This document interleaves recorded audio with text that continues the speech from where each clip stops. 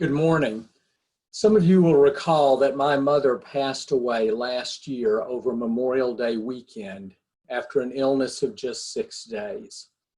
The last few weeks, I've been aware of this approaching anniversary, but this weekend it proved to be something of a moving target.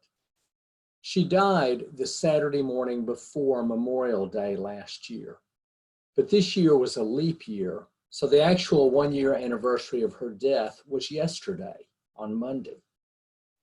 Not surprisingly, I felt the reality of her death most on Sunday, probably because it was a Sunday, but especially because as Maggie and I were eating lunch after leading our respective services, I received a text with a picture of my mom taken by the wonderful 91-year-old man with whom she had fallen in love for the first time in over 40 years, 6 months prior to her death.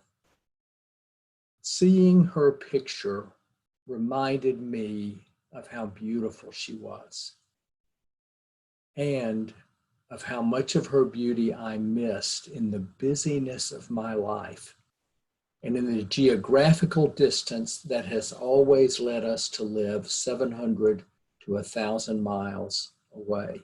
I've always lived 700 to 1,000 miles away from her. The photograph led me to break down over the quiche that we had taken out from Great Harvest the night before.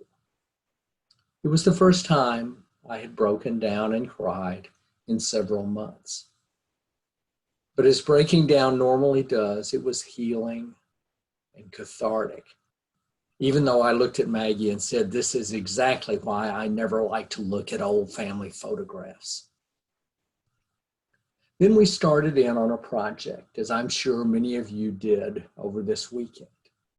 We cleaned out a large closet whose crammed belongings had been begging to be released, sorted, put in their proper place, given away, left at the curb to be gleaned by passersby, or taken to their final resting place.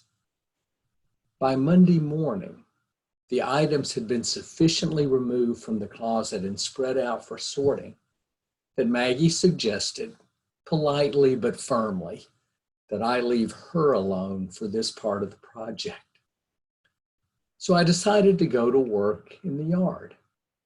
And I worked for about 8 hours, watering plants, reorganizing the garage, reorganizing a storage bin that had had years of yard tools and things we no longer use, organizing new hoses and sprinklers into an appropriate system for watering plants and shrubs. I even provided a much needed deep cleaning of a grill and fire pit.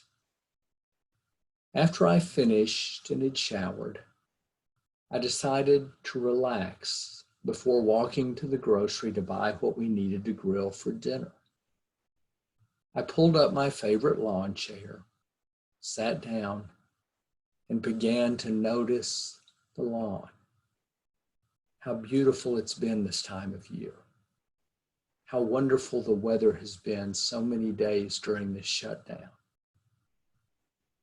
Then my mind drifted back to how much I loved working in the yard as a child with my family. When Saturday mornings were spent mowing and edging and planting pine saplings, and in the later years to raking up pine needles and pine cones so that the Bermuda grass could grow. I remembered how I spent summers in middle and high school mowing lawns, first for $3 a lawn, then for $5 a lawn, and saved enough spending money for all my years in college. At some point, I realized that by working in the yard all day, I had spent the first anniversary of my mother's death doing something meaningful and useful that I had inherited from the home that she and my father had together created. It was a good memory, a feeling of satisfaction and of quiet gratitude toward the beautiful woman whose picture had been texted to me 24 hours earlier. I guess I don't dislike old family photographs as much as I had thought. Even though today is the first day back to work after a 3-day holiday, whatever back to work and holiday mean in these odd times, I'd like simply to close with the prayer of Cardinal Newman. O Lord, support us all the day long until the shadows lengthen, the evening comes, and the busy world is hushed, and the fever of life is over, and our work is done. Then in thy great mercy, grant us a safe lodging and a holy rest and peace at the last.